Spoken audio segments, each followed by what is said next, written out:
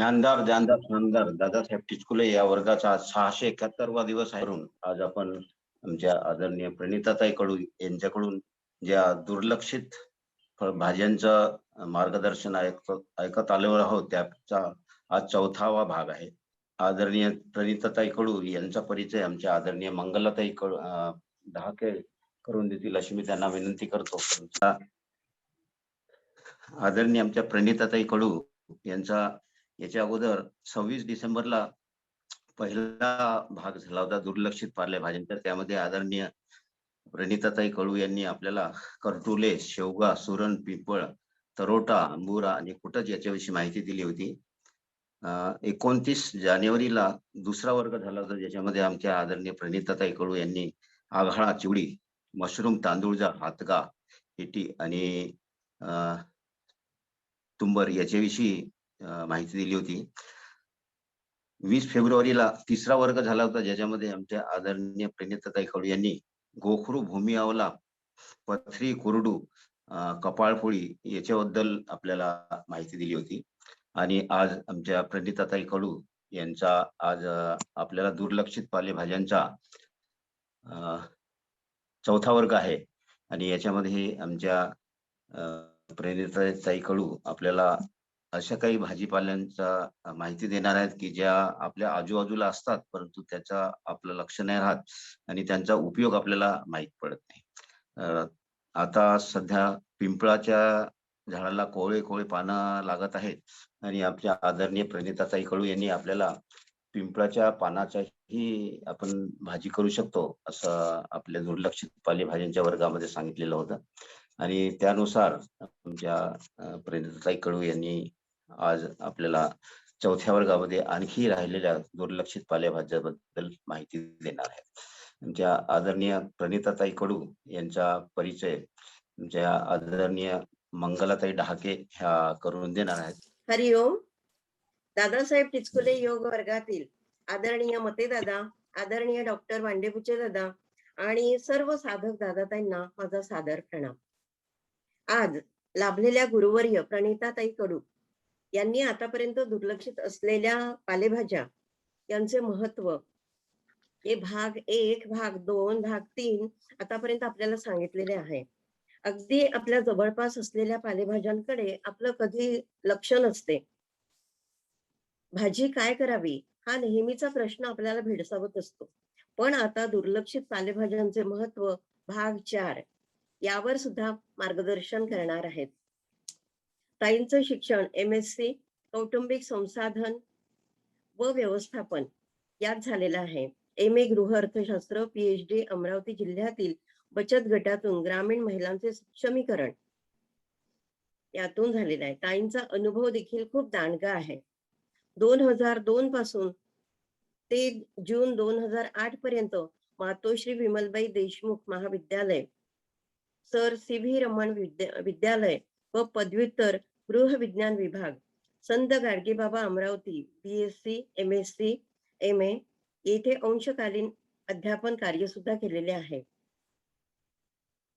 15 राष्ट्रीय आंतरराष्ट्रीय कॉन्फरन्स कार्यशाळेत सहभागी होऊन पेपर वाचन व प्रकाशन व विविध संस्थांकडून 30 व्याख्याने त्यांनी दिलेली आहेत. कृषी विज्ञान केंद्राअंतर्गत आजपर्यंत विविध गावांमध्ये 12 आरोग्य तपासणी कॅम्प आयोजित करून गर्भवती माता, लहान मुले, किशोरवयीन मुलींचे हिमोग्लोबिन व वजन तपासणी करून आहार व आरोग्याबाबत मार्गदर्शन केलेले आहे. विविध मासिकांमध्ये लेख प्रसिद्ध झालेले आहेत. लोकमत, सकाळ, देशोन्नती अशा बऱ्याच मासिकांमधून. शेतकरी महिला व युवतींसाठी विविध स्त्रियांवरील रक्तक्षय, पोषण परसबाग, बालकांसाठी पौष्टिक पूरक आहार, सुधारित तंत्रज्ञान, सोयाबीन प्रक्रिया व विविध पदार्थ निर्मिती, आरोग्यदायी व सुरक्षित आणि वाळवण यंत्र यावरील पुस्तके व घडी पत्रिका प्रसिद्ध झालेले आहेत. जिल्हा स्तरावर जिल्हा परिषद कडून उत्कृष्ट कार्य गौरव पुरस्कार प्राप्त झालेला आहे. बचत गटाला उद्योजकीय प्रशिक्षणाच्या माध्यमातून महिला उद्योजिका तयार करून त्यांना आंतरराष्ट्रीय पुरस्कार प्राप्त करून देण्यात सुद्धा ताईंचा मोठा हातभार आहे. चांदूर रेल्वे व धामणगाव रेल्वे तालुक्यातील 15 शेतकरी महिला बचत गटांची निर्मिती करून आत्मामार्फत अर्थसहाय्य मिळवून देण्यासाठी रजिस्टर करण्यात आलेले आहे. इतके महान कार्य केलेल्या प्रणिताताई आज आपल्याला दुर्लक्षित भाज्यांचं महत्व भाग 4 सांगत आहेत. यावर मार्गदर्शन करणार आहेत आणि आतापर्यंत खूप छान मार्गदर्शन केलेलं आहे. इतकं महान व्यक्तिमत्व आपल्याला लाभलेलं आहे. त्याचा आपण आज सर्वांनी लाभ घ्यावा असं मला वाटते आणि ताईंनी आता आपल्याला मार्गदर्शन करावं ही विनंती करते. धन्यवाद ताई.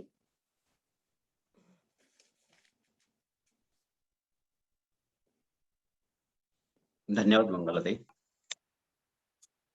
नमस्कार सर्वांना. आजच्या आपण चौथ्या सत्रामध्ये आपण विदर्भातील ज्या काही औषधी आमच्या भोवतालच्या जनरली आहे त्याच्यासोबतच आपल्या महाराष्ट्रामध्येच उपलब्ध असणाऱ्याच रानभाज्यांना आपण त्याच्यामध्ये समावेश केलेला आहे. याच्यामध्ये आपण सगळ्यात महत्वाचं म्हणजे की या रानभाज्यांमध्ये सगळ्यात महत्वाचा गुण असा आहे की आपण शक्यतोवर ज्या भाज्या आहेत त्या आपण पावसाळ्यामध्ये या निघणाऱ्या भाज्या आहे आणि पावसाळ्यामध्ये शक्यतोवर पालेभाज्या या अगदी उत्पादित केल्या जात नाही कारण भरपूर पाऊस असतो त्याच्यामुळे शक्यच नसतं. आणि त्याही नंतर सुद्धा आजकाल पॉली हाऊस ग्रीन हाऊस मध्ये पालेभाज्या घ्यायला लागले, परंतु यामध्ये किडींचं प्रमाण या सीझन मध्ये खूप जास्त असल्यामुळे त्याच्यामध्ये विविध कीटकनाशकाचा वापर केल्यामुळे त्या तितक्या आपल्या पोषक अशा राहत नाही किंवा त्या पालेभाज्या आपल्या आरोग्यासाठी अतिशय दूषित अशा हानिकारक असतात. म्हणून या काळामध्ये आपल्याला विविध संसर्गजन्य आजारांना दूर जर ठेवायचं असेल तर पालेभाज्यांचा समावेश करणं म्हणजे ज्यामध्ये भरपूर जीवनसत्व आहे. सगळ्यात जास्त जीवनसत्व अ चं प्रमाण जास्त असतं. त्याही सोबत म्हणजे जीवनसत्व अ जे आहे हे जंतू संसर्गापासून आपल्याला संरक्षित करतं. आणि दुसरं कॅल्शियम आणि हिमोग्लोबिन ह्या नेहमीच अगदी कमतरता असणाऱ्या जे पोषण मूल्य आहे हे सगळ्यात जास्त त्याच्यामध्ये असणारे जे भाज्या आहेत या हिरव्या पालेभाज्या आहेत. मग याला पर्याय म्हणून नेमकं निसर्गाने दैवी आपल्याला मिळणाऱ्या या रानभाज्या आहे या आपल्याला त्याच काळामध्ये ज्यावेळेस पालेभाज्या खाणं अतिशय वाईट आहे म्हणजे स्वतःहून कल्टिवेट केल्या तशा याच्यामध्ये आपल्याला दुसरा पर्याय रानभाज्यांचा असतो. आणि नेमक्या या रानभाज्या भरपूर प्रमाणामध्ये उगवत असतात जंगलामध्ये पडीत जागेमध्ये, परंतु आपला त्याची ओळख नसल्यामुळे आपण त्याचा वापर आपल्या दैनंदिन आहारामध्ये त्यावेळेस करत नाही, जेव्हा की आपल्याला निसर्गाने त्यावेळेस एक गिफ्ट मिळून दिलेलं असतं, परंतु त्याची ओळख किंवा त्याच्याबद्दलचं ज्ञान नसल्यामुळे आपण त्याचा समावेश करू शकत नाही. अशा वेळेस मला असं वाटतं की या रानभाज्यांची ओळख आपण गेल्या 3 याच्यापासून करतो आहोत आणि आता आपण मात्र चौथ्या याच्यामध्ये विविध ज्या भाज्या आहेत ज्या तेव्हाच्या याच्यामधल्या काही राहून गेलेल्या ज्या भाज्या त्याची ओळख आपण करून घेणार आहोत. आता तुम्हाला सगळ्यात महत्त्वाचं म्हणजे हे प्रमुख पोषण मूल्य तुम्हाला दाखवते की याच्यामध्ये सगळ्यात जास्त समृद्ध अशा रानभाज्यांमध्ये लोह आहे, कॅल्शियम आहे, जीवनसत्व अ आहे, जीवनसत्व क आणि भरपूर तंतुमय पदार्थांचा जे आहे हे सगळ्यात जास्त प्रमाण त्या पालेभाज्यांमध्ये दिसत आहे. आणि जे आपले पारंपरिक किंवा जे आपल्या अगदी पिढीनुसार म्हणा किंवा बरेचदा आपल्याला वयानुसार म्हणा ज्या व्याधी होतात किंवा बरेचदा आपल्या काही मायक्रोन्यूट्रिएंट्स आपल्या कंटिन्युअस आपल्या आहारामधून जेव्हा मिळत नाही तेव्हा मात्र काही विशेष अशा व्याधी ज्या असतात त्या जास्तीत जास्त प्रमाणामध्ये दिसून येतात. ज्या श्वसनाचे आजार असतील किंवा वाताचे आजार असतील किंवा ऍसिडिटी असेल, पोट साफ न होण्याचे कॉन्स्टिपेशनचा प्रॉब्लेम असेल, तर हे जे आजार असतात हे प्रामुख्याने शक्यतो दिसून येतात. जसं आपण मी म्हटलं की कॅल्शियमची डिफिशियन्सी आणि रक्तक्षय हा शक्यतो सगळ्यांकडे दिसतो, शहरातही असतो आणि ग्रामीण भागातही असतो. परंतु हे जे आजार आहे हे आजार दूर करण्याची क्षमता या रानभाज्यांमध्ये दिसून येतं, कारण याच्यामध्ये कॅल्शियमची मुबलकता, लोहाची मुबलकता आणि जीवनसत्व अ ची मुबलकता भरपूर प्रमाणामध्ये असतं. आणि म्हणूनच आपल्याला या रानभाज्यांची सगळ्यात जास्त महत्वपूर्ण त्याचं महत्व समजून त्या आपल्या रोजच्या आहारामध्ये आपल्याला घेणं अतिशय महत्वाचं आहे. आता याच्यामध्ये आपण काही भाज्या ज्या राहिल्या त्याच्यामध्ये एक दिंडा नावाची जी भाजी आहे ती आपल्याला खूपच चांगली अशी ती शक्यतोवर जेव्हा पाऊस पडतो त्या पाऊस पडल्यानंतर काही जुलै महिन्यापासून ती भाजी अगदी जमिनीच्या वरती यायला लागतं. ही पानं याची जी आहे हे शक्यतोवर आपण आपल्या याच्यामध्ये घेतो. आता ही दिंडा नावाची जी भाजी आहे याची तुम्हाला दाखवते पानं म्हणजे याच्या पाठीमागे त्याच्या खाली मोठं असं गोल रंगाचं कंद असतात जमिनीमध्ये आणि त्याच्यातून मग ते पानं निघायला लागतात. ही वनस्पती जी आहे ही व्रणरोधक म्हणून दिंडा ही प्रसिद्ध आहे आणि या दिंड्यामध्ये याचं मूळ वापरलं जातं. जेव्हा एखादं जर आपलं ब्लडिंग जे आहे, ते ब्लड कंटिन्यूअस वाहत असेल, त्याला कुठेतरी आटोक्यात म्हणजे जीवनसत्व क जे असतं, जे गोठवायचं काम करतं, ते जे आहे हे याच्यामध्ये आहे.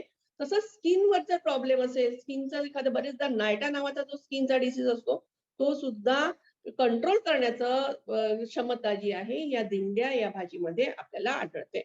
आणि ही दिंडाच्या पानाची जी भाजी आहे, ही साधारण आपण सुरुवातीपासून सांगतोय, की प्रत्येक भाजीचा जर आपण समावेश करायचा असेल, त्यांच्या कोवळे पानं जे आहे, ते कोवळे पानच आपल्या आहारामध्ये त्या भाजीसाठी वापर करायचा.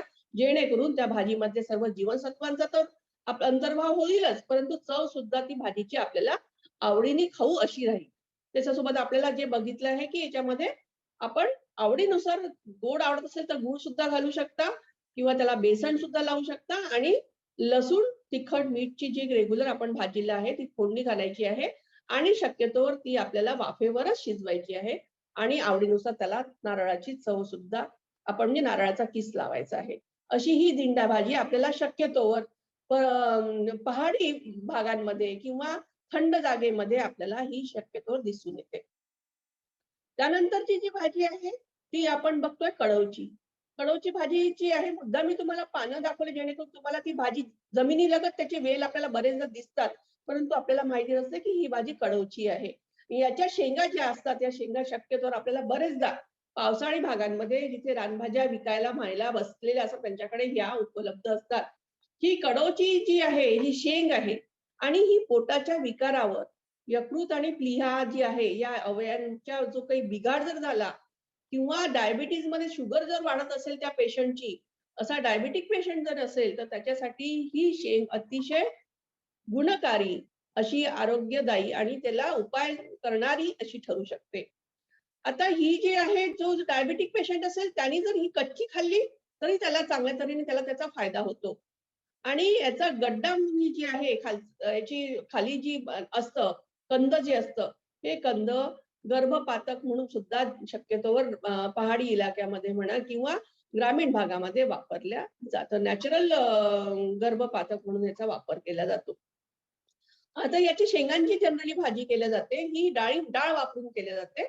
याचा जी वापर करत असताना ही जी भाजी आहे, ही भाकरीसोबत अतिशय टेस्टी लागते आणि कधी-कधी ह्या शेंगा नंतर पुन्हा मिळत नाही. शक्यतोवर आपण बघतो, की आज ती गरज आहे, की रानभाज्या ज्या आहे आपण बघतोय, की अतिशय पौष्टिक आहे, या कॅल्शियम युक्त आहे, या जीवनसत्व युक्त आहे, आयर्न युक्त आहे. मग अशा भाज्या 12ही महिने त्याच्यामधील जे काही पोषक तत्व आहे त्याचा लाभ घेण्यासाठी शक्यतोवर या बायका या सुकून ठेवतात किंवा याचं लोणचं सुद्धा घालून या अगदी 12ही महिने वापरता येईल किंवा 4-5 निदान महिनेभर वापरता येईल, अशा पद्धतीने त्याचा वापर करण्यासाठी प्रिझर्व्ह करून ठेवतात.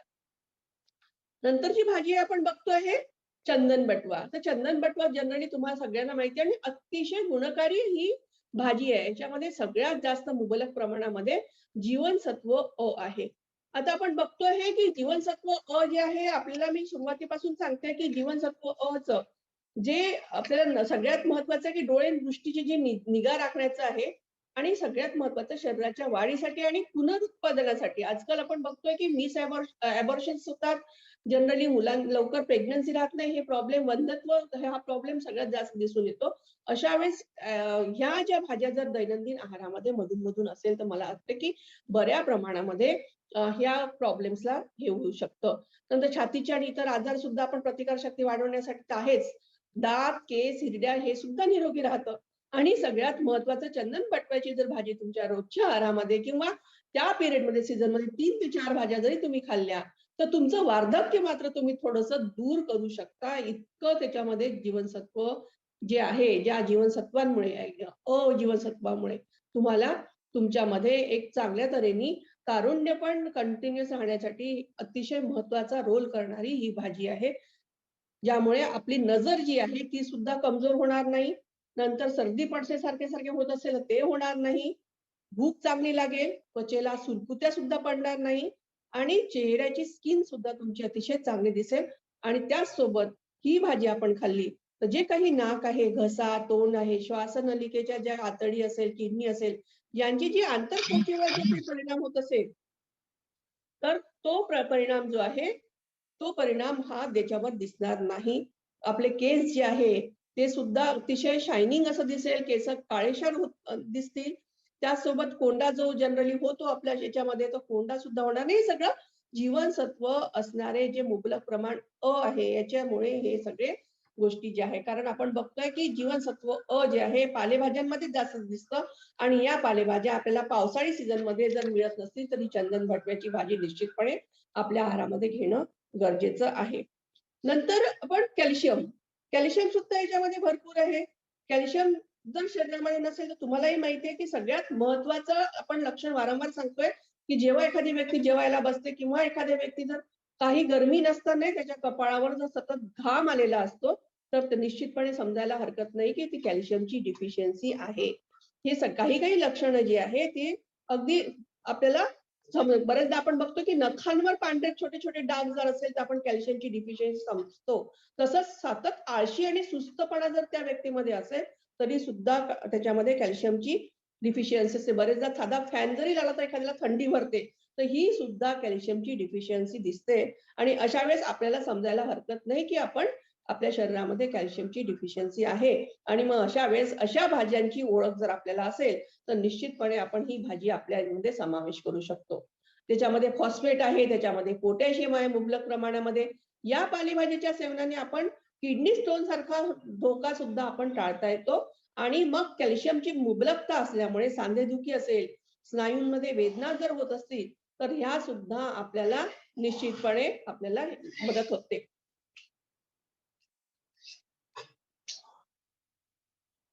त्यानंतर चंदन बटव्याची पाने जी आहे ती स्वच्छ धुवून बारीक चिरून घ्यावी. एका वाडग्यामध्ये आपण चिरलेली भाजी जी आहे, सगळे साहित्य जे आहे ते आपण त्याच्यामध्ये घालायचं आहे. गरज पडल्यास पाणी घालून आपण इडलीच्या पिठाबरोबर भिजवून ती नॉनस्टिक मध्ये तवा गरम करायचा आहे.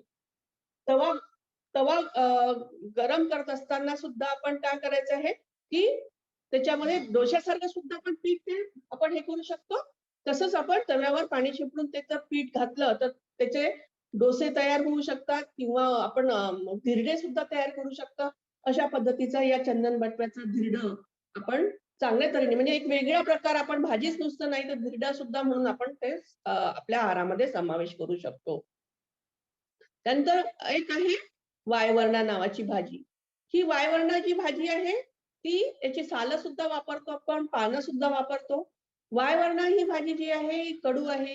दीपक अशी आणि कोष्ठ्यात जे प्रथमक, पित्तसारक असे अनुलोमिक, वातहर, मूत्रजनक अशा या वेगवेगळ्या गोष्टी ज्या आयुर्वेदामध्ये समावेश केलेले जे गुण आहे, ते गुण याच्यामध्ये आपल्याला सांगितलेले आहे, की ही आपल्या शरीरामध्ये पित्त साचू देत नाही. ती पित्तशमक अशी आहे आणि ती अतिशय जी उष्ण असल्यामुळे थंडीपासून बचाव करणारी आहे. या सालीच्या अर्काचं तेलाचं सुद्धा दुग्धीकरण होते. ही वनस्पती जी आहे, ही वायू, मूत्रघात, मूत्रखंड, गंडमाळ यावर अतिशय उपयुक्त आहे.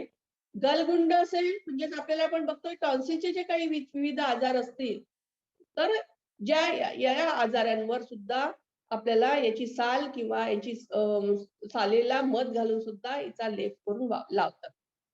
जॉन्डिसचा प्रॉब्लेम असेल तरी सुद्धा या आणि वातरोगांवर सुद्धा या पानांचा रस तुपामध्ये घालून किंवा पोटदुखी असेल पानाला याच्यामध्ये पानाचा फाटा याच्यामध्ये दिला जातो.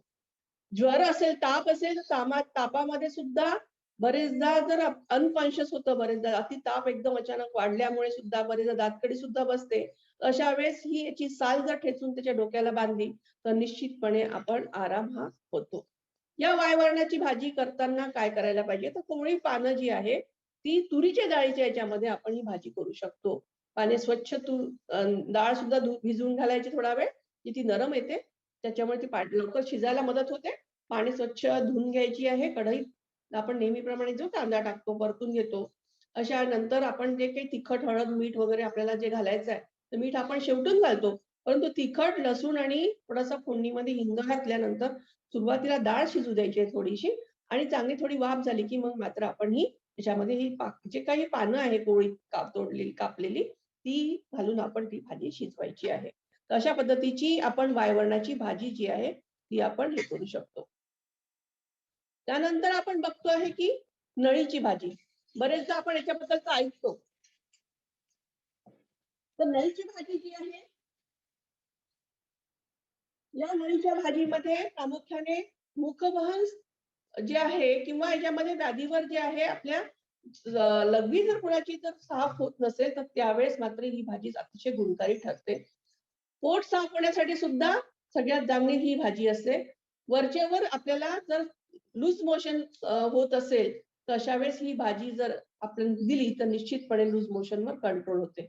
मग ही भाजी आपण करायची कशी? तर याची भाजीची पानं जी आहे ही डेटासहित घ्यायची आहे. बारीक चिरलेला कांदा घ्यायचा आहे. ठेचलेली लसूण आहे, भिजलेली मुंग डाळ आहे.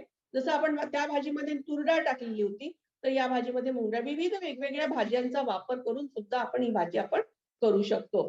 तर काही स्पेशलची भाजी म्हणजे डाळ असेल तर त्या डाळीच्या सोबतच ही भाजी जास्त चविष्ट होऊ शकते. म्हणून मुद्दामच या डाळीच्यामुळे आपल्याला ती भाजी सांगितलेली आहे. भाजी निवडून आपण पाण्याने स्वच्छ निवडायची आहे. त्यानंतर तेल घालून चिरलेला कांदा, लसूण, मिरची घालून आपल्याला थोडाच लालसर कांदा झाला की मग मात्र आपल्याला ती मूग डाळ थोडी शिजू घातल्यानंतर ती भाजी आपल्याला नळीची त्यामध्ये घालून शिजवायची आहे. तर अशा पद्धतीची भाजी जी आहे ही आलेली आहे नळीची भाजी. नंतर आहे नेप्तीची भाजी. नेप्तीची भाजी आपण बघा हे जे दिसतं आहे झाड मोठ्या त्याच्यामध्ये असतं आणि याला छोटे छोटे असे फुलं आलेले दिसतात. तर ही भाजी जी आहे ही नेप्तीची भाजी जी आहे ही आपल्याला वेगवेगळे म्हणजे फुलं सुद्धा वापर करू शकतो, याच्या कळ्या वापरू शकतो, फळं सुद्धा आणि सालं हे सर्वच औषधं म्हणून याला करू शकतो. ही अतिशय तिखट गुण असणारी हे जी पानं आहे, यांची कोवळी पानं किंवा फुलांच्या ज्या कळ्या असतात, या सुद्धा याचा वापर केला जातो आणि याची फळांचा सुद्धा वापर केला जातो. याची साल जी आहे ती कडू आहे आणि दातदुखी कमी करण्यासाठी याचा स्पेशली वापर केला जातो. सांध्यांची सूज असेल तर त्याची सांध्याची सूज कमी करण्यासाठी याचा वापर केला जातो. एखादा फोड आलेला असेल तो जर अगदी काय म्हणतात त्याला बसून म्हणजे तो गळवा जो आहे तो अगदी एखाद्या वेळेस ते काय असतं की पोटीस आपण जसं बांधतो तर ते आपोआपच गळून पडतं.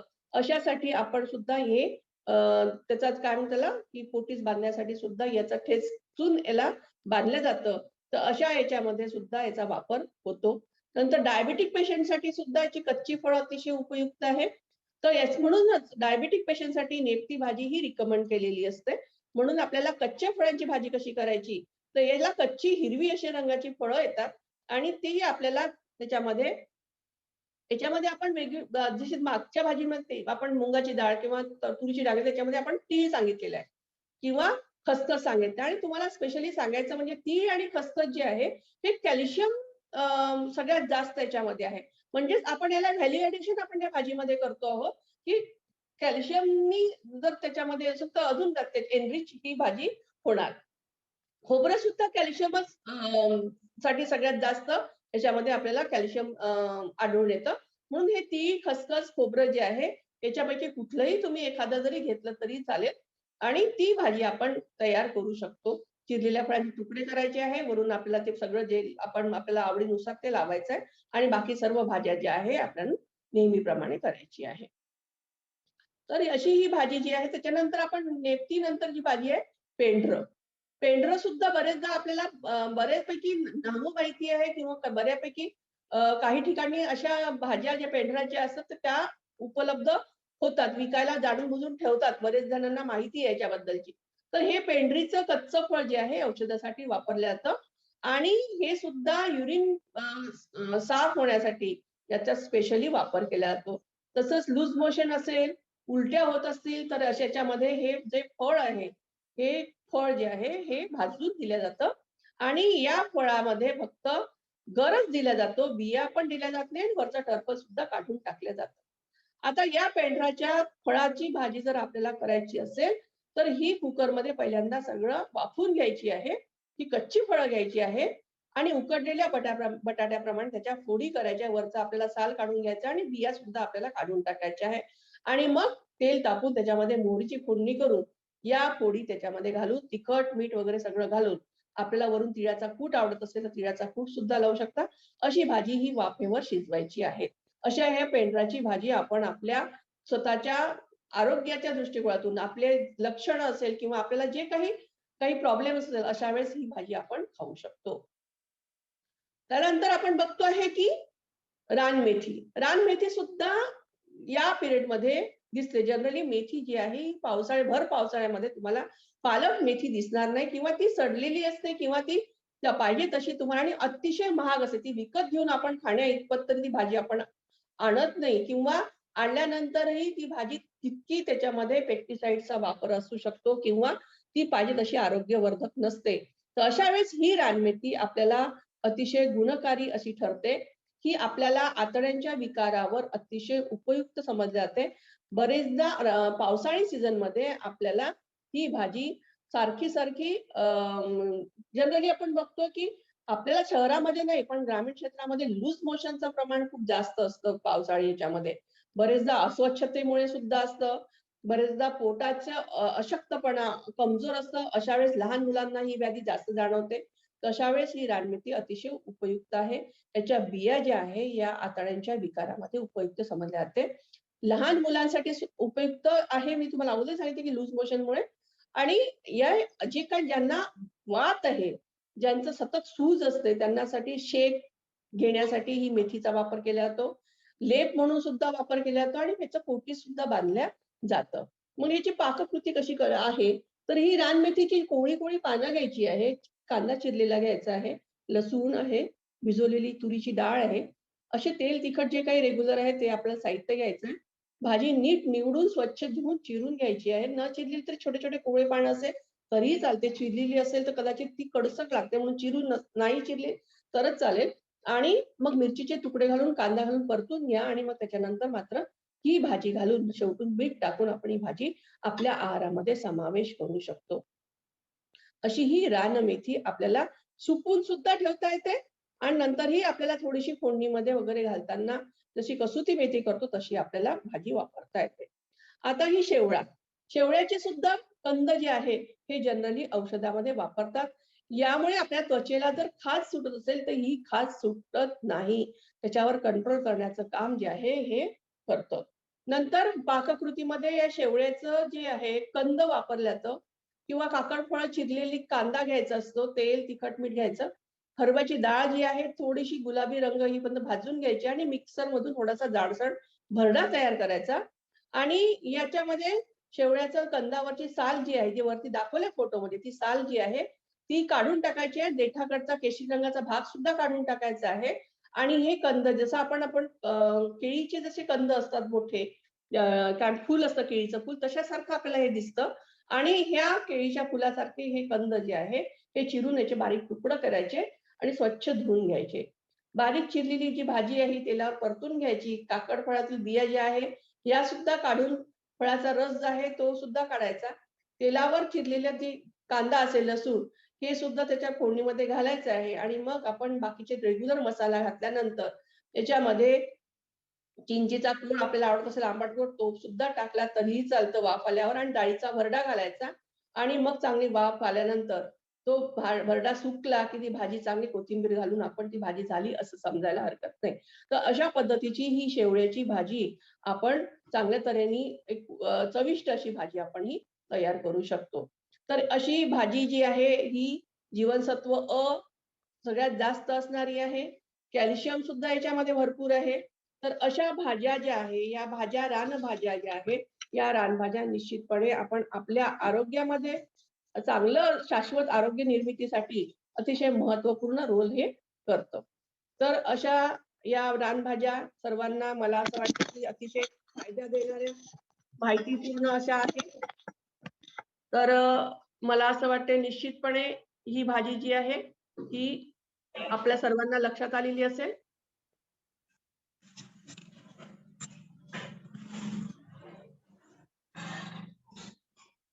धन्यवाद.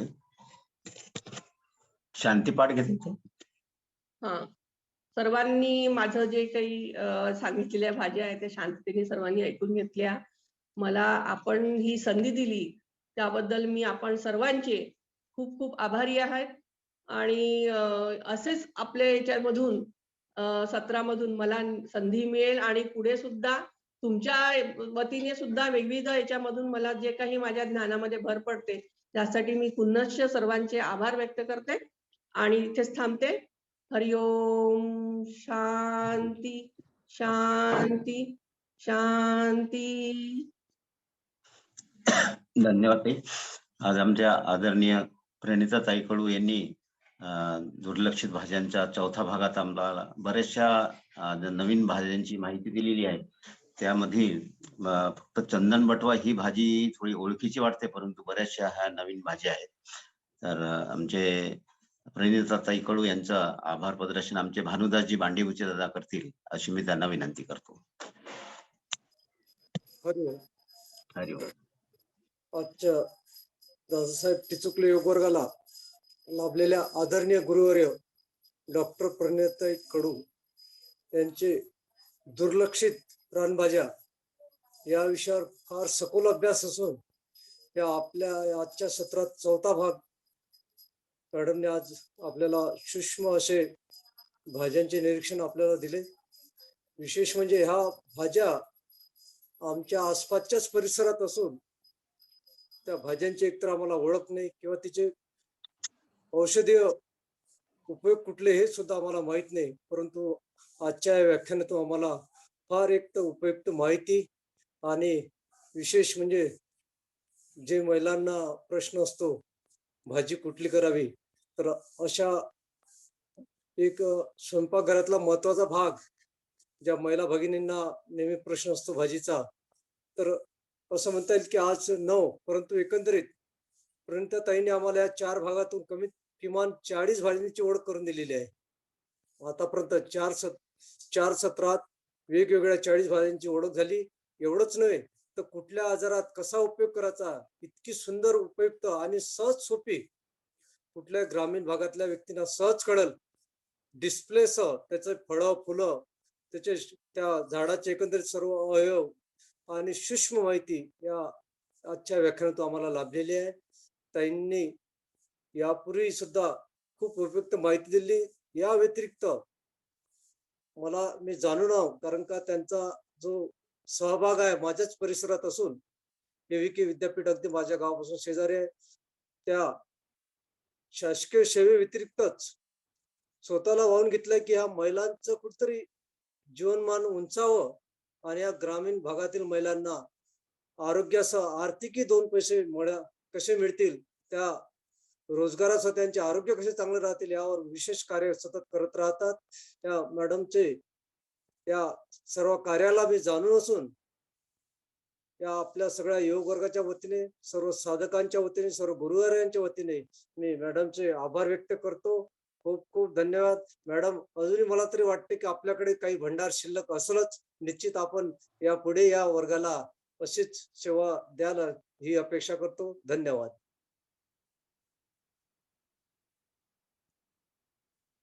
धन्यवाद दादा. आमच्या आदरणीय प्रणिताताई कडू यांच्याकडे आपल्या विषयाच्या अजून बऱ्याचशे भाज्यांची माहिती आहे आणि त्यांची आपण पुढच्या वर्गामध्ये अजून माहिती घेऊ. आमच्या आदरणीय प्रणिताताई कडू यांनी आतापर्यंत बऱ्याचशा भाज्यांची आपल्याला माहिती दिली, तर त्याबद्दल कोणाला काही प्रतिक्रिया द्यायची असतील किंवा प्रश्न विचारायचे असेल तर आपण विचारू शकता.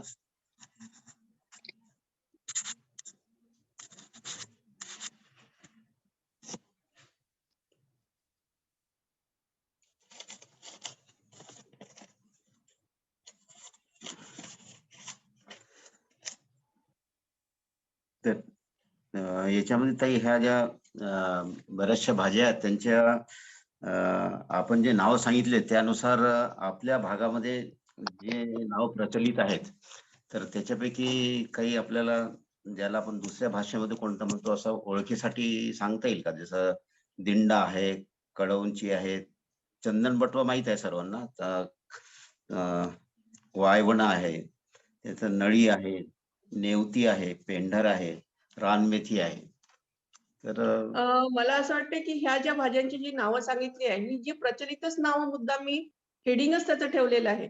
अच्छा. कदाचित ती भाज्या तुमच्याकडे त्या जनरली नसल्यामुळे किंवा त्या हां. मार्केटमध्ये कधी बघितलं नसल्यामुळे तुमचं ते नाव तुम्हाला अपरिचित प्रचलित. असं वाटत आहे. परंतु बरोबर. जाणीवपूर्वकच जिथे जिथे ज्या भाज्या आहेत त्यांना ह्याच नावाने प्रचलित आहे. त्याच्यामुळे ठीक. हीच नावं त्याच्यामध्ये घेतल्या जातात.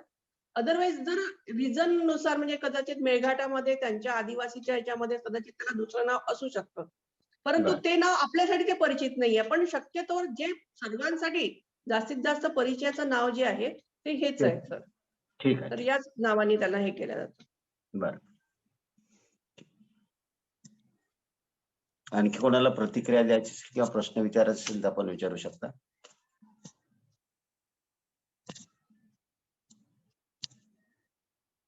चंदन बटवा जी भाजी आहे, ती खरं म्हणजे तर महिलांसाठी तर सौंदर्य देणारी भाजी आहे. अच्छा. रायबोफ्लेविन याच्यामध्ये B2 जे आहे खूप मुबलक प्रमाणामध्ये आहे. हे सौंदर्य सुद्धा राखतं. त्याच्यामुळे चंदन बटवा ही भाजी ओळखीची जशी आहे, तशी ही महिलांसाठी सुद्धा अतिशय महत्त्वपूर्ण रोल करणारी आहे. बरं. आणि किडनी स्टोनवरही छान त्याचा उपयोग आहे सांगितलं ते. हो.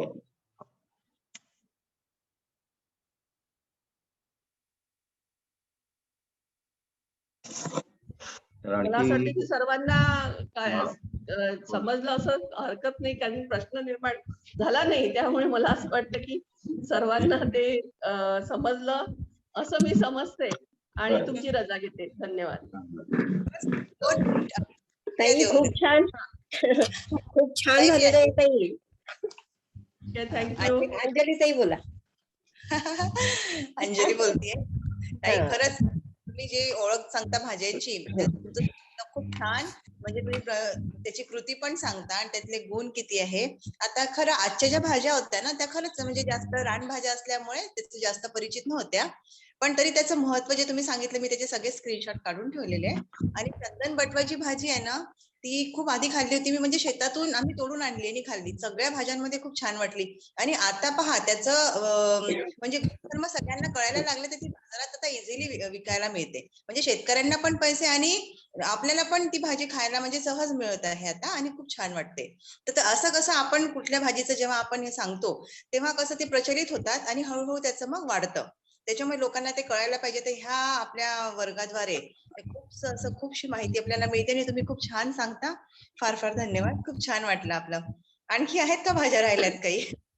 नाही, काही राहिलेल्या नाही आहे, पण तरी आता माझ्याकडे अजून कलेक्शन चालूच असतं. कारण आता नुकतंच माहितीये का, या तुम्हा लोकांच्या सगळ्यांच्या संबंधातून म्हणजे तुम्ही मला ही संधी दिली, या रानभाज्या सांगायची असेल त्याच पद्धतीने मला ही जी आवड होती, या आवडीतूनच मला आज NCERT ला दिल्लीला सुद्धा बोलावण्यात आलं. ते हे सिलेबस मध्ये मेन्शन करण्याच्या विचारात आहे, की जेणेकरून या रानभाज्या मुलांना कशी ओळख निर्माण होईल, याचे संवर्धन कसं होईल. कारण संवर्धन झाल्याशिवाय या भाज्या सर्वांच्या आहारामध्ये समावेश होऊ शकणार नाही. कारण बरेचदा असं होतं की त्या भाज्या आपण पूर्ण उकडूनच घेऊन येतो. उकडून पूर्ण घेऊन आल्यानंतर मात्र त्याच्यामधलं ते ज्या पुढच्या ज्या गोष्टी असतात, जसं बीज तयार होतील, बीज पडेल, ते कुठेतरी कमी होऊन जातं. तर याचं संवर्धन होण्याच्या दृष्टिकोनातून ती भाजी कशी तोडली पाहिजे, केव्हा तोडली पाहिजे, कशा पद्धतीने आपण त्याचं संवर्धन करता येईल, या दृष्टिकोनातून त्याचं आरोग्यात काय नेमकं महत्व आहे, हे सिलेबस मध्ये घेण्याच्या विचारामध्ये असल्यामुळे त्यांनी यामध्ये काम चांगल्या तऱ्हेने करणाऱ्या लोकांना बोलावलं होतं ऑल ओव्हर इंडियामधून. तर सगळ्या भारतातून मला महाराष्ट्रातून जायची संधी सुद्धा मला याच याच्यामधून मिळाली. त्यामुळे बरीच भाजी वेगवेगळ्या रिजन मधली म्हणजे गुजरातमध्ये, मध्य प्रदेशमध्ये, छत्तीसगडमध्ये काय काय वेगवेगळ्या अजून भाज्या आहेत त्याची सुद्धा माहिती मी घेतलेली आहे. कंद, मुळं जे काही आहे. विविध आजारांवर आणि विविध म्हणजे व्यसनांवर सुद्धा काही काही मुळ्या ज्या आहेत त्या काम करणाऱ्या, इव्हन म्हणजे हाड तुटलेलं असेल, फ्रॅक्चर असेल किंवा कुठं ऍक्सिडेंट झालेला असेल तर अशा वेळेस सुद्धा ते मांस जर असं तुटलेलं असेल तर ते एकत्र आणण्यासाठी सुद्धा काही झाडं आहे. इतकं म्हणजे त्याचं अगदी ज्ञान मला तिथे मिळालं अगदी. तर बऱ्याच ठिकाणाहून लोक आल्यामुळे. म्हणून त्याची सुद्धा माहिती बऱ्यापैकी मी जमा केलेली आहे. चांगल्या तऱ्हेने सगळ्या गोष्टी तुम्हाला सांगण्या इतपत माझ्या इतकं ते ज्ञान माझ्याकडे आलं की निश्चितपणे मी तुमच्यासोबत शेअर करेल. थँक्यू. खूप छान. खूप अभिनंदन. खूप खूप आपल्या मेहनतीला कुठेतरी जिथे मेहनत केली तिथे न्याय मिळतो. बरोबर आहे. खूप छान. खूप छान. धन्यवाद ताई. प्रणिताताई खूप छान माहिती सांगितलेली आहे आपण. आणि मला असं वाटतं रानमेथी ही वेगळी भाजी आहे का? मेथी आणि रानमेथी. आपली मेथी आणि ती रानमेथी याच्यामध्ये निश्चित फरक आहे. रानमेथी जी अ, आहे ती थोडी अजून जास्त कडू असतं आणि सगळ्यात जास्त गुणकारी असतं आपल्या मेथीपेक्षा. हो का? बरं हो बारीक असते का ती या भाजीपेक्षा हो बारीक हो हो बारीक हो असते? हो हो ओके. मग ती मिळते, इथे पण मिळते. हो कधी-कधी का? पावसाळ्यात हो, हो. पावसाळ्यात येते विकायला. पण आम्ही म्हणतो, अच्छा. की ती बारीक आहे, चांगली नाही म्हणून आम्ही घेत नाही. पण ती रानमेथी आता घेऊ, नक्कीच घेऊ आम्ही. आणि खूप ताई छान माहिती सांगितली ताई आपण. परत आपण रेसिपी कशी करायची ते सुद्धा खूप छान सांगितलेलं आहे. आणि आपल्या याच्यासाठी खूप खूप अभिनंदन.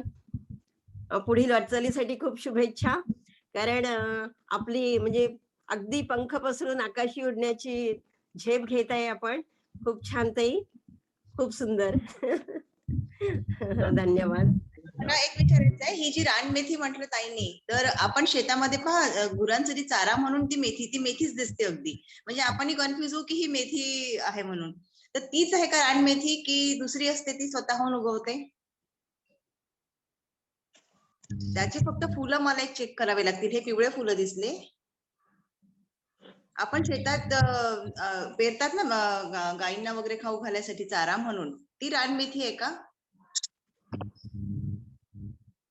माझा आवाज येतोय?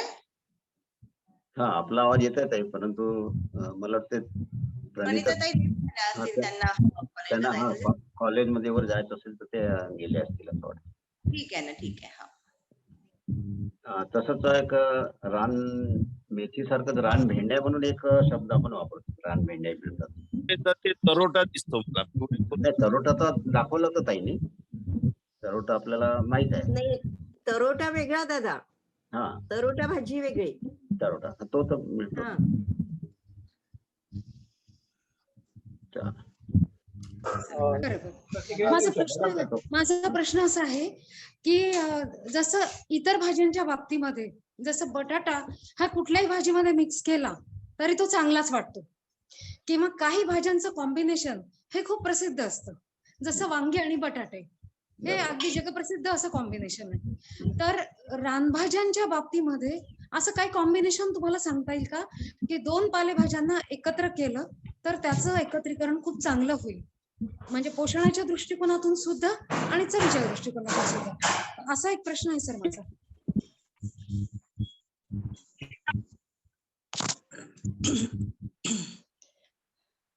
ताई हॅलो.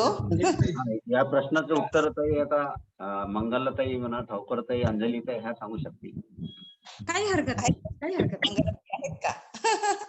नाही, मी माझ्या विचाराने सांगते. म्हणजे त्या ताईंनी 40 मध्ये सांगितल्यात आपल्याला.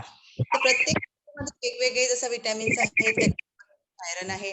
तर आपण त्या ज्या भाज्या आहे ना ताई, त्या मिक्स करण्यापेक्षा म्हणजे मला तरी आता एवढा हे आलं की ताईंच्या ज्या भाज्यांची रेसिपी ताईंनी सांगत गेल्या, भाजीचे आपले गुण आणि जसं थंड गरम आपण म्हणतो तर त्याची फोडणी, मेन म्हणजे फोडणी सोबत जे लसूण आहे, कांदा, खोबरं आहे, कुठे शेंगदाणे, कुठे तीळ, तर ते कॉम्बिनेशन सांगतात. पण असं मिक्स आपण कुठे बघायला म्हणजे बघत नाही.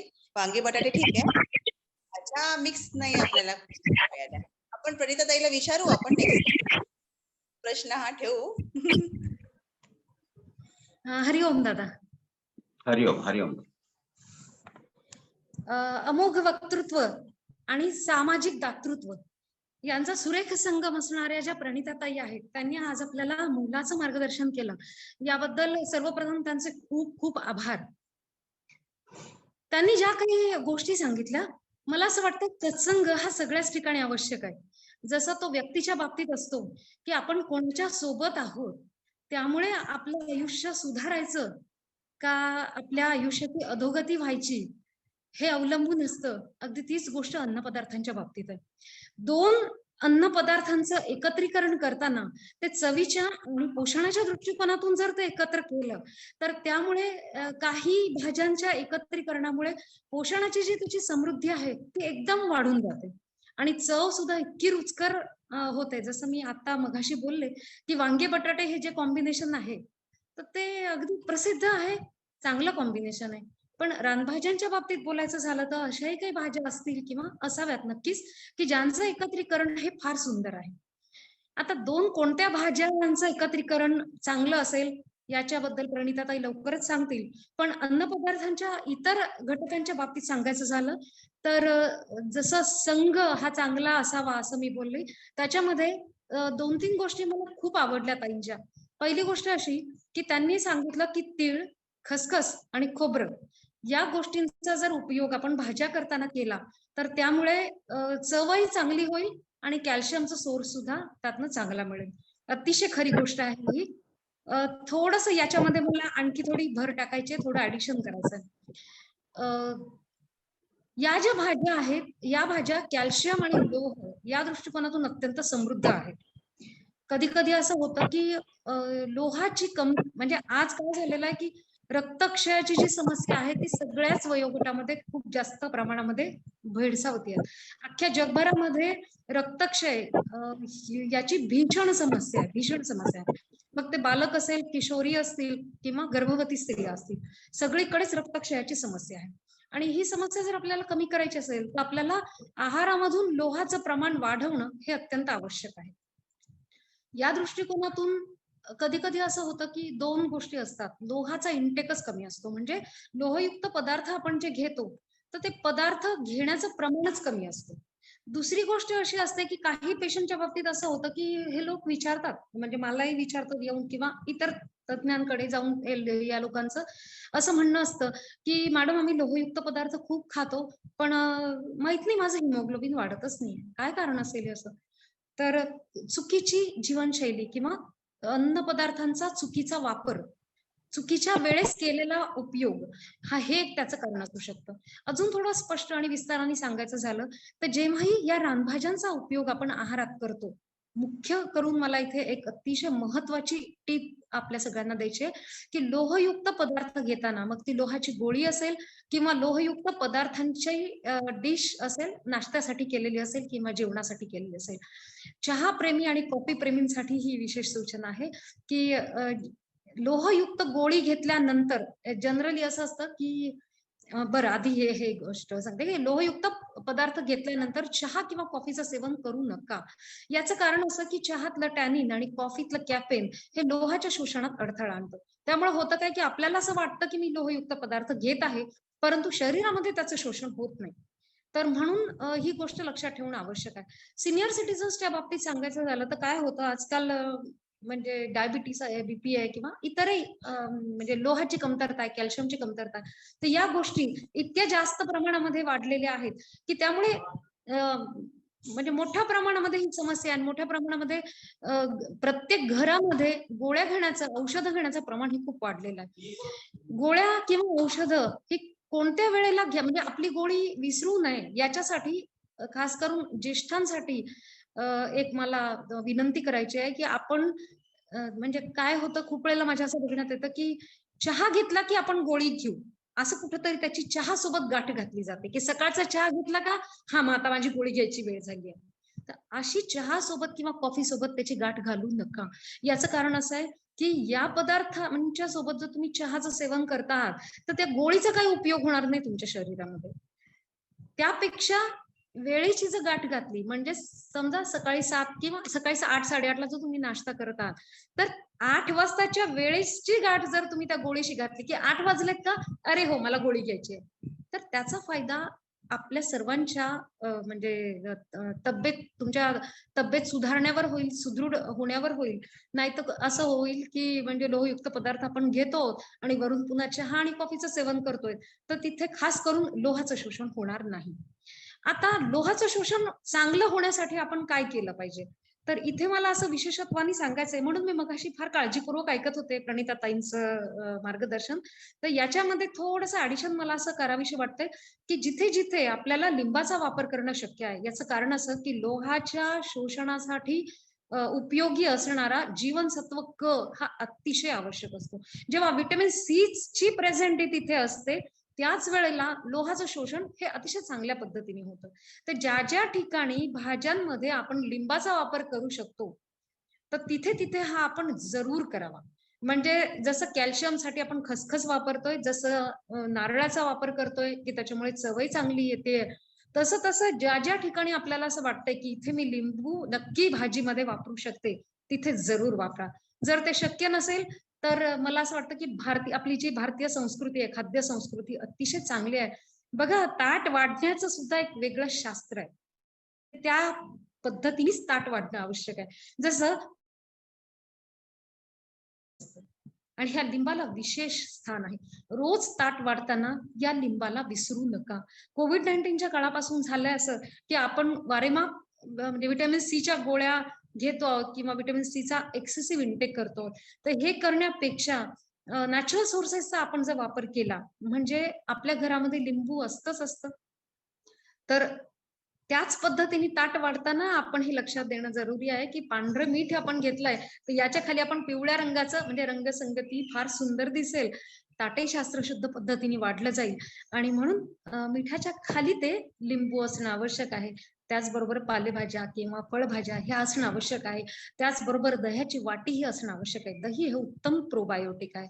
आपल्या चांगल्या डायजेशनसाठी किंवा अन्नपचनासाठी दही हे अतिशय आवश्यक आहे. आणि उन्हाळ्यामध्ये तर त्याचं सेवन अतिशय चांगलं आहे. तर ते जरूर करावं. दहीच नुसतं नाही तर दही, ताक, मठ्ठा यांसारखे पदार्थ जरूर असावेत. पेय पदार्थ हे आहाराला म्हणजे आपल्या मनाला तृप्ती देण्याचं काम करतात. आणि त्यामुळं खूप वेळेला असे प्रश्न मला येतात, की मॅडम मी खूप खाते हो, म्हणजे व्यवस्थित खाते, जेवते, पण माझं पोटच भरत नाही किंवा पोट भरल्याचं समाधान मिळत नाही.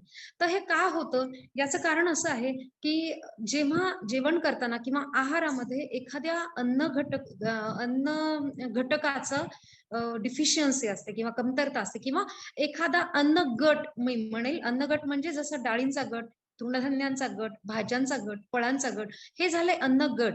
आणि अन्न घटक म्हणजे काय झालं जसं मायक्रोन्यूट्रिएंट्स आणि मॅक्रोन्यूट्रिएंट्स. तर याच्यामध्ये एखादा अन्न गट म्हणजे समजा एखादा कोणता तरी गटच आपण विसरलो आहोत, तर अशा वेळेला काय होतं की आपल्या शरीरामध्ये त्यापासून जो आपल्याला अन्न घटक मिळणार आहे, जे काही आपल्याला पोषण मिळणार आहे, न्यूट्रिशन मिळणार आहे, तर ते आपल्याला मिळत नाही, आपण वंचित राहतो. आणि मग त्यावेळेला त्या अन्न गटाची अन्न घटकाची आपल्या शरीरामध्ये कमतरता दिसून येते. तर एक लक्षणं ताईंनी सांगितली, तर कपाळाला घाम येणं, कॅल्शियम कमी असण्याची.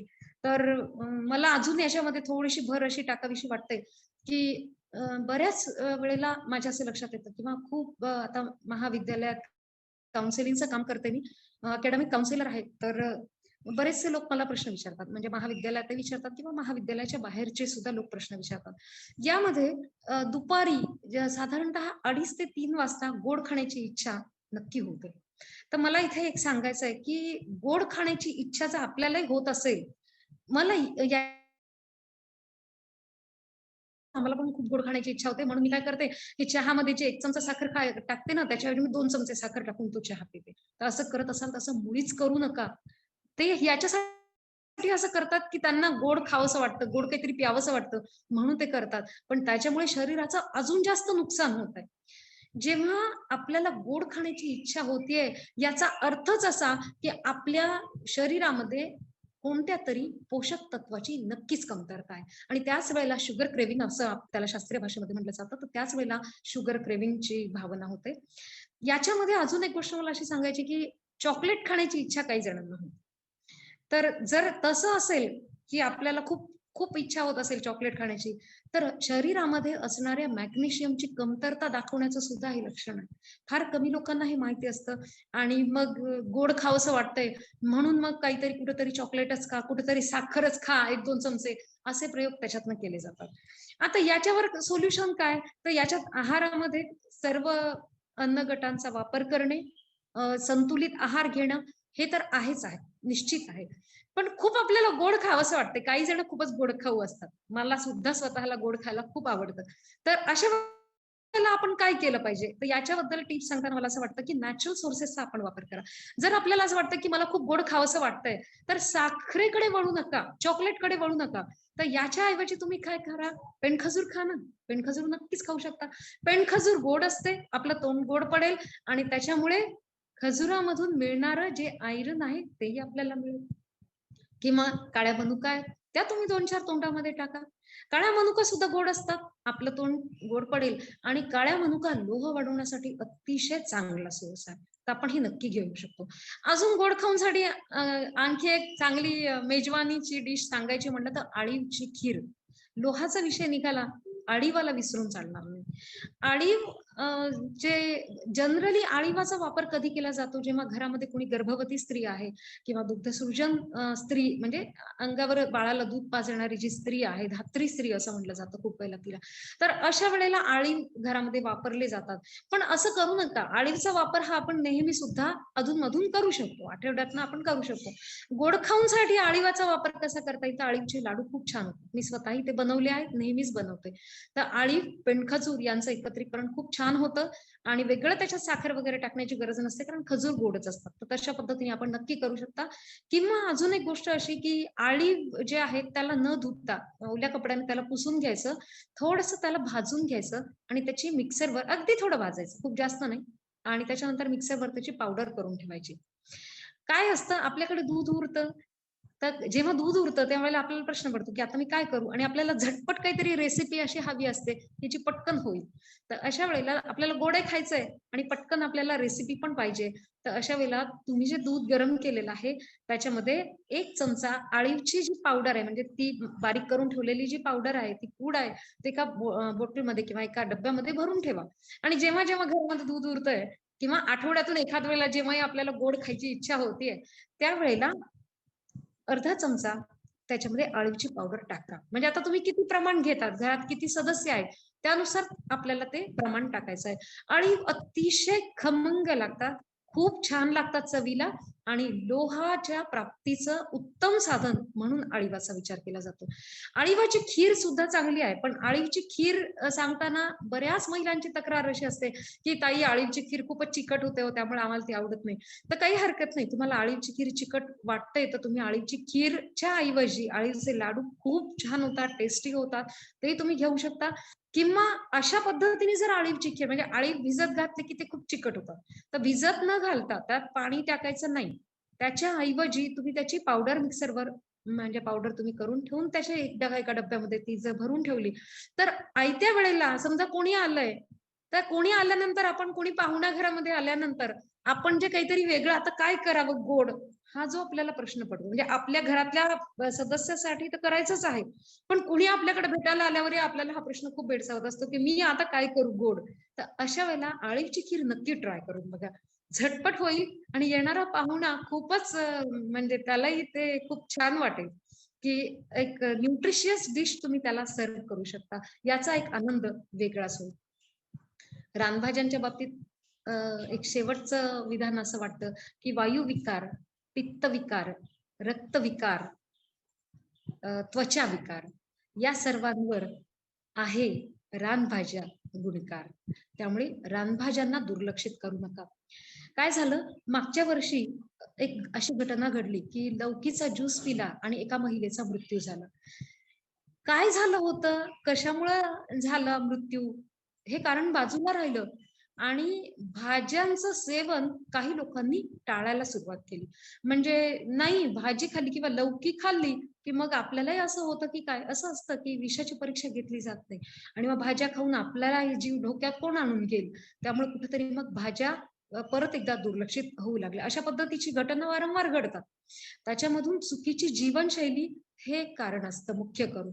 आणि त्या व्यक्तीने नक्की कुठल्या पद्धतीने ते घेतलेलं आहे. कारण वजन कमी करण्यासाठी जे निरनिराळे फंडे वापरले जातात, क्रॅश डाएट्स घेतले जातात, त्याच्यामध्ये हा एक प्रकार खूप मला बघायला मिळतो, की फक्त काकडीच खाऊन राहणे, फक्त भाज्यांचे सूपच घेऊन राहणे. तर असं करत असाल तसं मुळीच करू नका. भाज्या आणि फळं हे आहारात अत्यंत आवश्यक आहेत. आपल्या शरीरासाठी अतिशय आवश्यक आहेत. पण याचा अर्थ असा मुळीच नाही, की फक्त भाज्याच खाऊन राहा. फक्त फळच खाऊन राहा.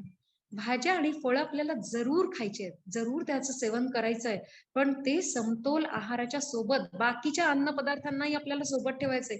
कोणताही एकच पदार्थ आपण घेतो आहोत, त्याच्यातनं ना आपल्याला ते जेवण केल्याचं समाधान मिळेल, तृप्ती मिळेल, ना आपल्याला चांगलं पोषण मिळेल. तर या पद्धतीने थोडंसं लक्ष देणं जरुरी आहे. भाज्यांना म्हणजे दुर्लक्षित करू नका किंवा भाज्यांना कडे दुर्लक्ष करू नका. भाज्यांचा वापर आहारात जरूर करा. जसं उपवास करणं, उपवासावर मी नक्कीच घेणार आहे. दांडेभुचे सरांनी मला त्या दिवशी विचारलं, तर याच्या पुढचा तास हा नक्की सर मी उपवासावर घेईल. उपवासाच्या दिवशी जसं आपण निरनिराळे खाद्यपदार्थ हे आहारात आणणं आवश्यक असतं. जसं राजगिरा आहे किंवा शिंगाडे आहेत. तर हे आपल्या शरीरासाठी, आपल्या आरोग्यासाठी जसं आवश्यक असतं, त्याच पद्धतीने रानभाज्या या सुद्धा आवश्यक आहेत. जसं मगाशी ताईंनी सांगितलं, की ते आपण वाळवून ठेवू शकतो, त्याची पूड करून ठेवू शकतो आणि त्याही आपण नक्कीच वापरू शकतो. म्हणजे ताज्या भाज्यांची चव काही वेगळीच असते आणि अशा सुकवून ठेवलेल्या वाळलेल्या भाज्यांची चव ही सुद्धा काही वेगळीच लागते. तर नक्की ट्राय करून बघा आणि फक्त ट्राय करूनच नका बघू, तर अशा पद्धतीचा जेव्हा पदार्थ तुम्ही करताय, तेव्हा त्या डिशचा तुमच्यासोबत एक फोटो काढा आणि त्या फोटोला खाली तुम्ही लिहा आंतरराष्ट्रीय योग वर्ग आणि तो आपल्याला इकडे पाठवून द्या. म्हणजे तुमचं नाव इथे आयोजकांना विनंती करून आपण इथे नक्की अनाउन्स करू. सर अशा पद्धतीने थोडेसे उपक्रम आपण घेतले तर मला वाटतं लोकांच्या प्रतिक्रिया या वाढतील आणि सहभाग हा सुद्धा वाढू शकतो. याचं कारण असं की आज घराघरामध्ये रेसिपीजचा वापर केला जातो, नवनवीन रेसिपीज ट्राय केल्या जातात. लॉकडाऊनच्या काळामध्ये व्हेरायटी केली गेली, पण दुर्दैवाची गोष्ट अशी की ती व्हेरायटी केकच्या बाबतीत केली गेली. की आता चला मी घरी आहे तर आपण काहीतरी नवीन पदार्थ करून बघू, हा विचार खूप महिलांच्या मनामध्ये होता आणि त्यामधून मग कुठेतरी निरनिराळे प्रकार केकचे केले गेले. केक खाऊ नका. कशासाठी? कारण केक मध्ये मैदा खूप जास्त प्रमाणात वापरला जातो. तर व्हेरायटी करायची आहे ना, तर अशा डिशेस घ्या ज्या न्यूट्रिशियस आहेत, ज्या पोषणाच्या दृष्टीने समृद्ध आहेत आणि अशा पद्धतीच्या रेसिपीज जेव्हा आपण करतो, जेव्हा आपण त्यातलं पोषण मूल्य समजावून घेऊन मग ती रेसिपी आपण ट्राय करतो आणि इतरांनाही खाऊ घालतो, त्यामधून जे मिळणारं समाधान आहे हे कित्येक पटीनं अधिक आहे. याचं कारण असं की समाजाचा एक जबाबदार नागरिक म्हणून आपलं कुठेतरी हे कर्तव्य आहे, कुठेतरी एक जबाबदारी आहे ही आपली, की आपल्या स्वतःचं आरोग्य तर आपल्याला निश्चितपणे चांगलं ठेवायचं आहेच आहे, पण त्याचबरोबर आपल्याला जे काही माहिती आहे, ही माहिती जास्तीत जास्त लोकांपर्यंत आपल्याला कशा पद्धतीने पोहोचवता येईल. मग आता हे कौशल्यावर आधारित असतं. एखाद्याला बोलण्यातून पोहोचवता येते, एखाद्याला छान छान रेसिपीज ट्राय करून दाखवता येतात, एखाद्याला त्याचा व्हिडिओ बनवून, जसं आपल्याकडे मते सर आहेत, सॅल्यूट आहे त्यांच्या कामाला, ते त्याचा व्हिडिओ बनवून तो व्हिडिओ जास्तीत जास्त लोकांपर्यंत पोहोचवतात. तर जो काही प्रत्येक व्यक्तीमध्ये निश्चितपणे कुठला ना कुठला गुण असतो, कुठला ना कुठला कौशल्य असतं. तर अशा पद्धतीने आपल्या कौशल्याचा सकारात्मक वापर करा आणि त्यामधून जास्तीत जास्त लोकांचं आरोग्य सुदृढ करण्याच्या दृष्टिकोनातून प्रयत्न करा. मला वाटतं आपण सगळेच प्रयत्न करूया. तर चला आपण एका चांगल्या सकारात्मक कार्याला हातभार लावूया. आंतरराष्ट्रीय योग वर्गाचे परत एकदा खूप खूप आभार की अशा पद्धतीचे जे विषय आहेत ज्याच्यामुळे भाज्यांचं महत्व परत एकदा दाखवून दिलं जाते, ज्याच्याकडे दुर्लक्ष केलं जात होतं. तर या भाज्या आपल्या आरोग्यासाठी किती आवश्यक आहेत हे कुठेतरी आज या योग वर्गाच्या निमित्ताने आपल्या सगळ्यांना समजतं आहे. तर घाबरण्याचं काहीही कारण नाही, काळजीचं काही कारण नाही. आपल्याला हवं असेल तर अशा रानभाज्यांच्या रेसिपीज सुद्धा किंवा या रेसिपीजचे फोटो सुद्धा आपल्यापर्यंत नक्की शेअर केले जातील. फक्त या भाज्या घरामध्ये वापरा आणि त्या वापरल्यानंतर आपल्याला काय वाटलं तर याचं मनोगत जर आपण फोटो काढून किंवा एका फोटो व्हिडिओच्या द्वारे आपण आमच्यापर्यंत पोहोचवलं तर हा व्हिडिओ जास्तीत जास्त लोकांपर्यंत शेअर करता येईल आणि जास्तीत जास्त लोकांना आरोग्याबद्दल चांगली आणि सकस माहिती मिळून त्या दृष्टिकोनातून समाज आरोग्यपूर्ण आणि एक सुदृढ समाज निर्माण करण्यास आपल्या सगळ्यांचं योगदान फार महत्वाचं राहील असं मला वाटतं. डॉक्टर बांदेवचे सर आपण मला ही संधी उपलब्ध करून दिली याबद्दल संपूर्ण आयोजक वर्गाचे अतिशय मनापासून खूप खूप आभार. धन्यवाद. धन्यवाद ताई. छान आपलं प्रतिक्रिया राहिली. तर याच्यामध्ये कॉम्बिनेशन मध्ये जसं आपण आलू आणि वांगे सांगितले तसं फेमस कॉम्बिनेशन आणखी आहे की आलू आणि पालक आणि पालक आणि पनीर. तर हे कॉम्बिनेशन फेमस आहे आणि पालक आणि डाळ भाजी. बरोबर. हे कॉम्बिनेशन चालतं. बरोबर. असे कॉम्बिनेशन खूप आहेत आणि हे जगप्रसिद्ध आहे. म्हणजे हा संघ तर मला असं म्हणायचंय की चवीच्या दृष्टिकोनातून जेव्हा आपण बघतोय तेव्हा फक्त चवच नका बघू, तर आरोग्याच्या दृष्टिकोनातून सत्संग कसा घडेल अन्न पदार्थांच्या बाबतीत तर तो कुठेतरी आपण विचारात घेणं आवश्यक आहे असं मला वाटतं. त्या दृष्टिकोनातून अन्न पदार्थांचं एकत्रीकरण करू.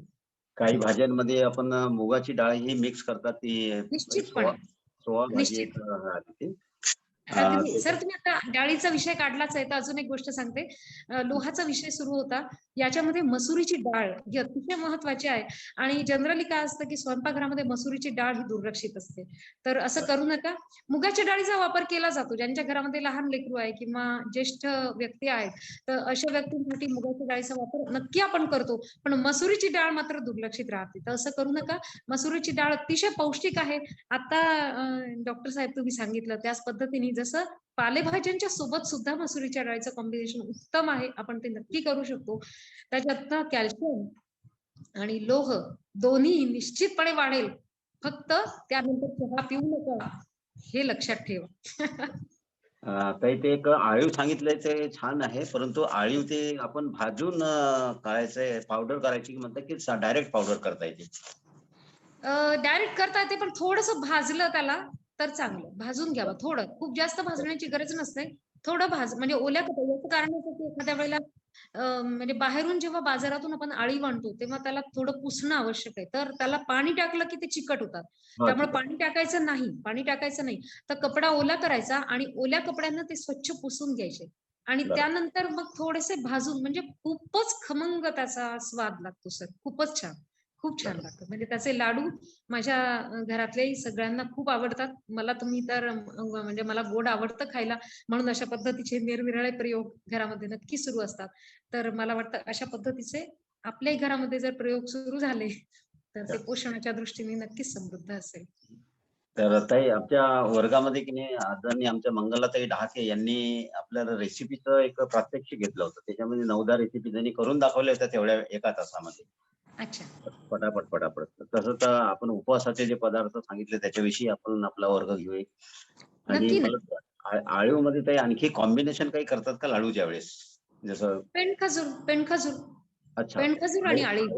आळीव आणि याचं कारण पेंडीचं असं याचं कॉम्बिनेशन. कारण असं की पेंडखजूर जे आहेत, पेंडखजूर पण चांगले आहेत लोहाच्या दृष्टिकोनातून आणि आळीव पण चांगले आहेत. पण जेव्हा चवीचा पण विचार करतो तेव्हा थोडीशी आळीवची चव ही किंचित कडवट येते, पण खजूर मात्र खूप गोड असतात. तर त्याच्यामुळे आपण आळीव आणि पेंडखजूर यांचं कॉम्बिनेशन आपण करू शकतो. त्यात साखर किंवा गुळ घालण्याची काहीच आवश्यकता नसते. आपल्याला खूपच गोड खावंसं वाटलं, थोडासा गुळ आपण चवीप्रमाणे, पण सूट दिली की आपण जास्त घालतो, त्यामुळे जास्त घालू नका. चवी स्वादानुसार आपण तो वापरू शकतो. पण टाळला तर फार चांगलं होईल. खजूर खूपच छान असतात. पेंडखजूर असलं तर काही गुळाची गरज नाही वाटत. पेंडखजूर अगदी निश्चितपणे सर. पेंडखजूर आणि मी स्वतः हे केलेलं आहे सर, बरोबर, छान. आळीवचे लाडू. मला असं वाटलं ते की घरामध्ये पण घालतो. आळी सोबत शेंगदाणे आहे, तीळ आहे, हे सर्व अर्थात. कॉम्बिनेशन करायचं. हो, पण उपवासाला कसं, हो उपवासालाही चालू शकतात. शेंगदाणे, तीळ, आळीव न बनवता शेंगदाणे, तीळ आणि पेंडखजूर यांचं कॉम्बिनेशन करून सुद्धा आपण उपवासाचे लाडू करू शकतो. म्हणजे आळीव हे एरवी खायला होऊ शकतात आणि उपवासाच्या दिवशी सुद्धा असे वेगळ्या पद्धतीचे जर लाडू आपण केले, तेही आपल्याला खूप चांगले होतील. पोषणाच्या दृष्टिकोनातून जनरली काय असतं, उपवास म्हणलं की नाही की साबुदाण्याचे अनेकविध प्रकार केले जातात. तर त्याऐवजी अशा पद्धतीचे जर उपयोग आपण केले तर ते छान झालं. अजून एक गोष्ट मला इथे सांगायची की ज्या नोकरी करणाऱ्या स्त्रिया असतात, काय असतं की आपण महिला किंवा गृहिणी हे घरातला पाठीचा कणा आहे. जोपर्यंत गृहिणीचं आरोग्य चांगलं आहे तोपर्यंत सगळ्या परिवाराचं आरोग्य चांगलं असतं. म्हणजे पूर्ण परिवाराचं आरोग्य हे त्या गृहिणीच्या आरोग्यावर अवलंबून असतं. आणि आता काय झालंय की या स्पर्धेच्या आणि धावपळीच्या युगामध्ये म्हणजे स्त्रिया सुद्धा पुरुषांच्या बरोबरीने कामं करतायत. तर अशा वेळेला घरामध्ये मग ती गृहिणी असली काय किंवा वर्किंग लेडी असली काय, जेव्हा तुम्ही म्हणजे गृहिणींसाठी ही सूचना आहे की जेव्हा तुम्ही बाकीच्यांना नाश्ता देताय ना, तेव्हा स्वतः नाश्ता करायला विसरू नका. स्वतःसाठी प्लेट नक्की घ्या. सहसा असं माझ्या बघण्यात येतंय की आपण सगळ्यांना आपण देतोय आणि नेमकं ती गृहिणी मात्र खात नाही. ती मात्र काय होतं की चहावर चहा घेतले जातात आणि मग जेव्हा 12:30, 1, 1:30 वाजतो तेव्हा इतकं पोटात कासावीस होतं आणि 2 घास खाल्ले की जांभया यायला लागतात, झोप यायला लागते. याचं कारणच ते आहे, पायात क्रॅम्प्स यायला लागतात आणि मग काम करण्याची ताकद राहत नाही. म्हणजे कुठेतरी हात पण न धुता किंवा तिथेच ताटामध्ये हात धुवून तिथेच थोडंसं आडवं होणाऱ्या स्त्रिया मी बघितलेल्या आहेत. तर याचं कारण असं की तुम्ही खात नाहीयेत काही, तुम्ही खा, ब्रेकफास्ट करा. आणि नोकरी करणाऱ्या स्त्रियांसाठी मला असं सांगायचं आहे की अशा पद्धतीचे आता जे आपण लाडू बद्दल बोललो सर, तर अशा पद्धतीचे पौष्टिक लाडू माझ्याकडे पण मी लाडू आणलेले आहेत, मी आपल्याला दाखवू शकते वाटल्यास. तर असा डब्बा तुम्ही नक्की ठेवा तुमच्याकडे.